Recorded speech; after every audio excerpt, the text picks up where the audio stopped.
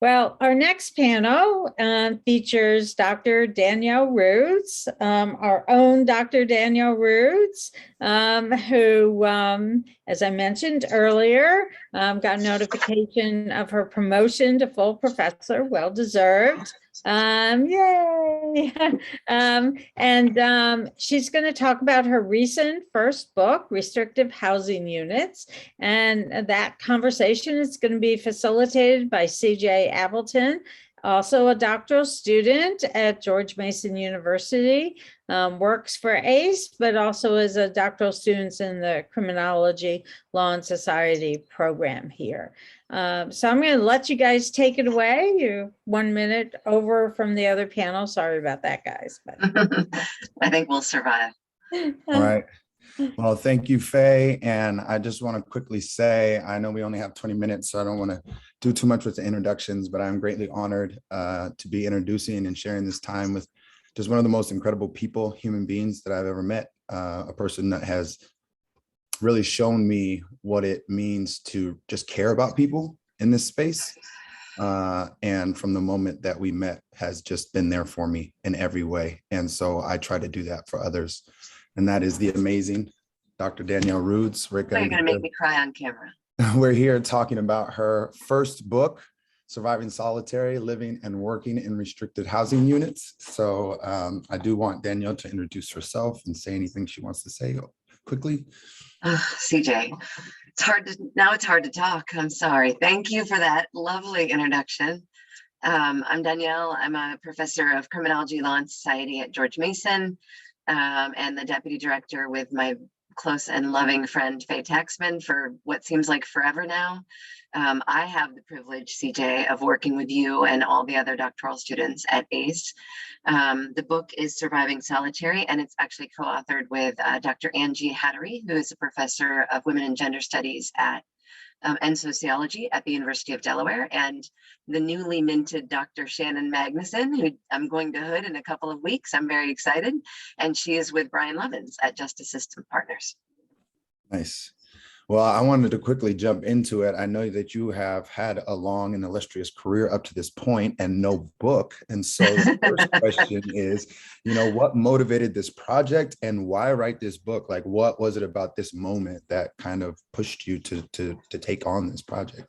I think, well, I've always wanted to write a book, but academia is not always kind to book writers when you're trying to move through the promotion scale, right? And so I wanted the research I wanted to be ready. I wanted to feel the story before I tried to make some of my many projects into a book. Some of them just want to be articles. They're just stories, little mini stories, right? But this is a long story that I don't think this book actually gets to the end of, right? I think this book is just the beginning of what needs to be told.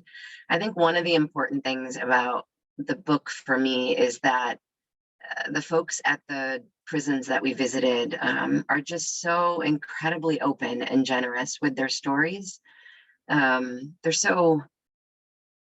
humbling, and they're very grateful that my team and I are able to come in and talk to them. We're very grateful that they allow us to come into that space, but they're often, especially for the resident side, they don't get a lot of visitors in the restricted housing unit. In fact, none if you're there for disciplinary segregation.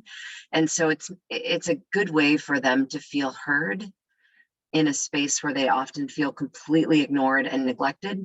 And writing the book is, I think, I don't want to speak for Shannon and Angie, but for me, it felt like a way of honoring that voice, of bringing it out of that dark space, and allowing them to speak to the world. And I actually feel the same way about staff, which is a weird statement to make, I think, sometimes in these spaces, but the staff are also, in a different way, I don't want to equate their experiences to the experience of the people who are housed there, but in many ways, they share a lot of the same experiences with the incarcerated folk. They spend an enormous amount of time, sometimes upwards of 20 years, working in spaces without natural light, working in spaces where they feel at risk pretty much all day, every day, where they're not sure about the rules or the policies. and they're trying to make sure that everyone in that space stays relatively safe. And so I wanted to also honor their stories and be able to tell them, I'm just grateful that I get to be sort of the person who creates a vessel where those stories get to come out of that space and other people can read about them and begin to ask questions about why we treat people like that. Right. So it's interesting that you say it. So much of, like, since I became a graduate student, everybody's find a gap here, find a gap there. Where's the gap? Where's the gap? And I wonder, it sounds like you started this research and the stories motivated the project, but is there a particular gap in what is out there that you wanted to fill, maybe at the outset of the project in general, or how did you think about that, filling in the gap, and what makes this work kind of distinguished from the other work on solitary confinement? I think there's two big things. One, I'll do the boring academic-y part first. It's the methodological gap, right? Researchers do not get the kind of access to restricted housing that my team had pretty much ever since the 1950s, maybe. It's not often that a carceral system, like a Department of Corrections, opens up their space and says, yeah, go down there, talk to whoever you want, right? It just, that just doesn't happen. And so when I opened that door, when that door opened for me, I tell the story of my life as a series of sort of tripping over things and landing in something lovely, or making something lovely out of whatever it is I land in. That's a gap. That's a methodological gap. And it becomes a research gap because we are so barricaded from access to those spaces for lots of reasons, not just because researchers can sometimes not be ethical, and researchers sometimes can get in the way of a daily running of a carceral facility, but it creates a cool and interesting opening to be able to tell stories from the voices of the people in there that haven't been told that way in a long time. So that's the academic side of me. The other side of me is that I grew up in a small rural town in upstate New York, and I've told this story a million times, so I'll keep it brief, but in the 1980s, New York started filling up its prisons in the city, and they began buying up farmland and manufacturing plants that were going out of business in upstate New York, and they began building prisons. And one of the reasons they did that was because the land was cheap and the labor was cheap, right? It was easy to get people up there to work in prisons because there weren't many viable opportunities for them. And I started thinking about prisons even younger than that, but I started thinking at that time about how many of my friends from high school, and I went to a very small town high school, how many of them ended up working in prisons in some capacity. And I watched them go from the kid I'd known since kindergarten into a man or a woman that I barely knew in the time that they transitioned and were socialized into working in a carceral space. And many of them have now come back, right? I'm still friends with many of them.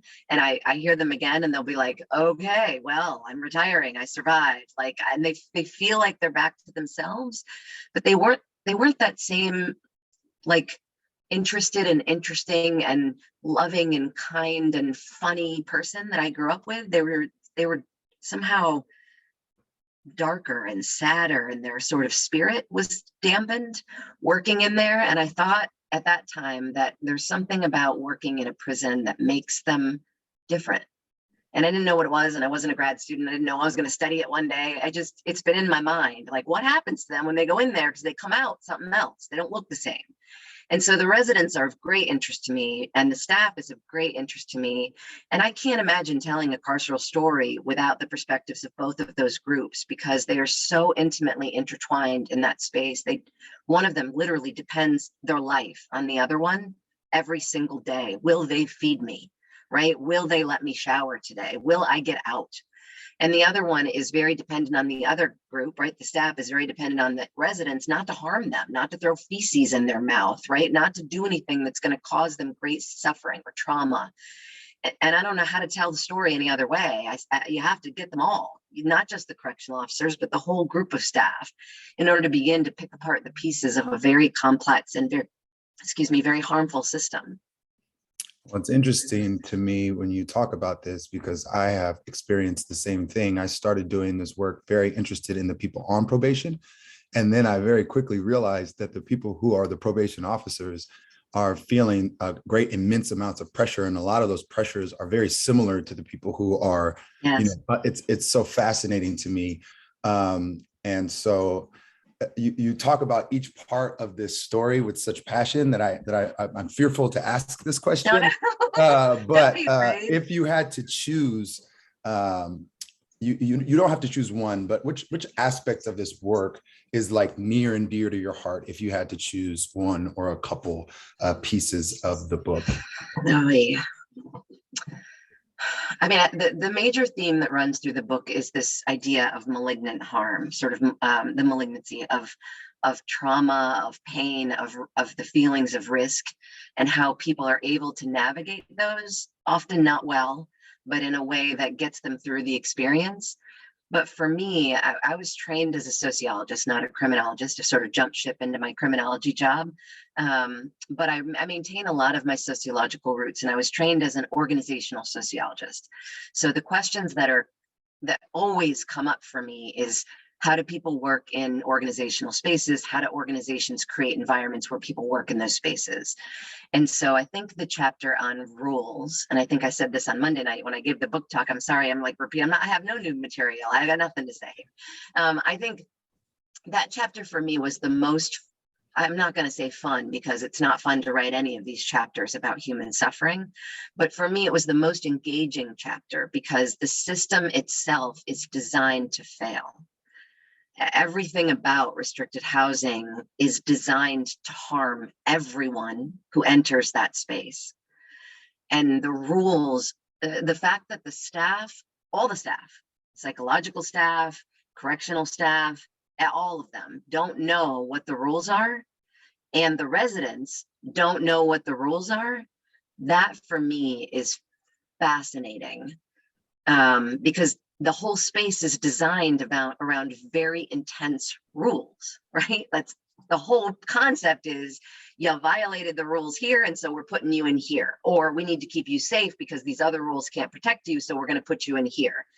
And then when I'll give you an example from the book. I asked everybody who brought it up, what is the OC spray policy, the pepper spray policy? We must have heard 100 different answers. We had no idea. Like literally no one knew what, this is a pretty big deal, right? When you spray OC spray on one resident in a confined space, everyone on that unit feels its effects. It doesn't just go to the dude you sprayed, it goes to everyone, including the other staff members.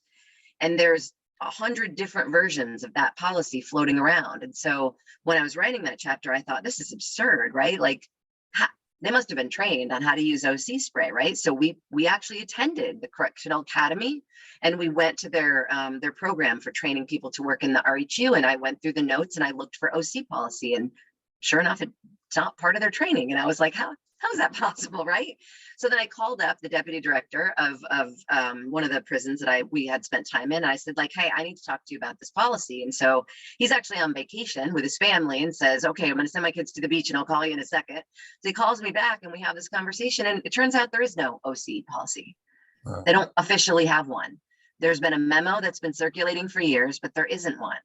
And so just that little tidbit of a story, right, tells you that in this space that is bound by intense rules and policies, none of those rules and policies are known to everyone in the same way. They're not interpreted in the same way. And so you just see discretion and misunderstandings as sort of the way of the land, right? That's how people operate. It's just, well, CJ's here on the 2 to 6 shift, and I hope he treats me well today because he did yesterday. And I heard that he gave Stephen an extra envelope this week, and let's just go to him.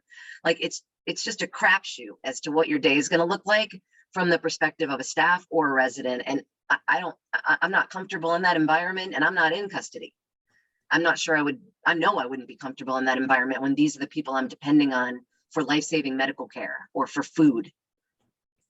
So that leads me into a question that I did not send you in my email before. Oh, no. But I think it leads right into it because you identify this thing, right? This issue, right? And you just give this one example, and I'm sure there's many other examples. So what should they do, right? Like, what should be done in order to correct this on this like small scale? Just thinking about, maybe you can speak specifically to the rules, or you can expand it out to some of the other issues. What kind of recommendations did you give as far as a game plan to kind of shift? some of these spaces?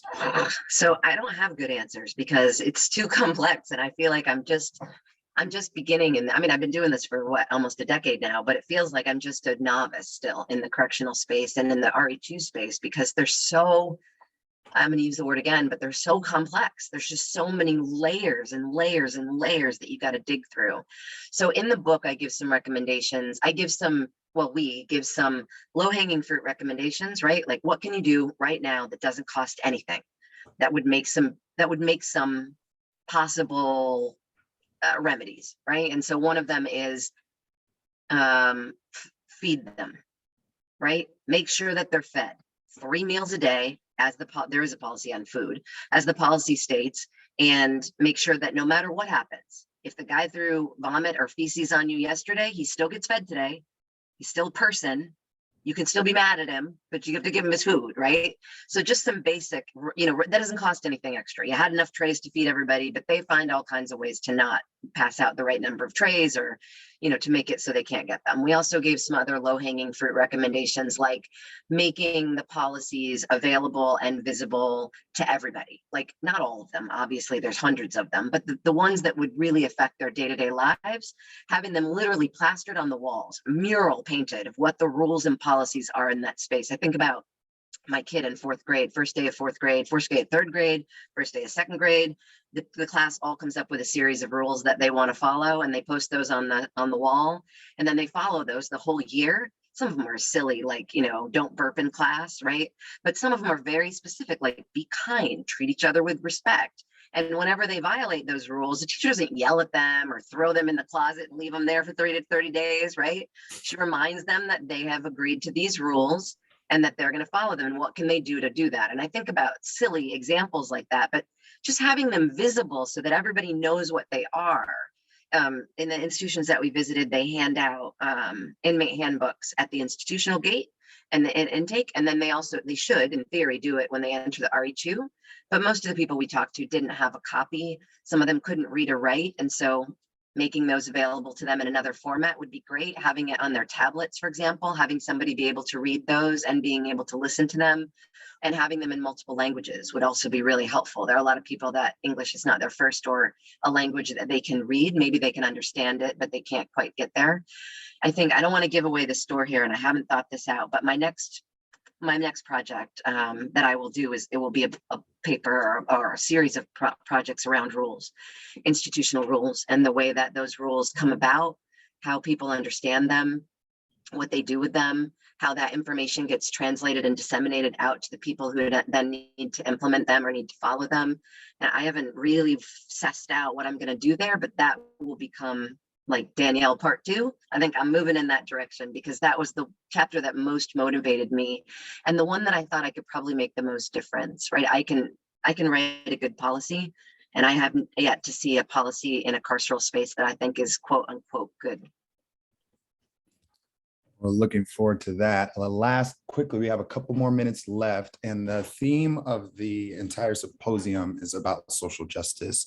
And so I just wanted you to connect the work that you did in the book with the theme of social justice for me. I know that's a hard one. I'll try to be brief, but the theme of social justice for me personally, means treating all people and believing in your soul that all people are actually people.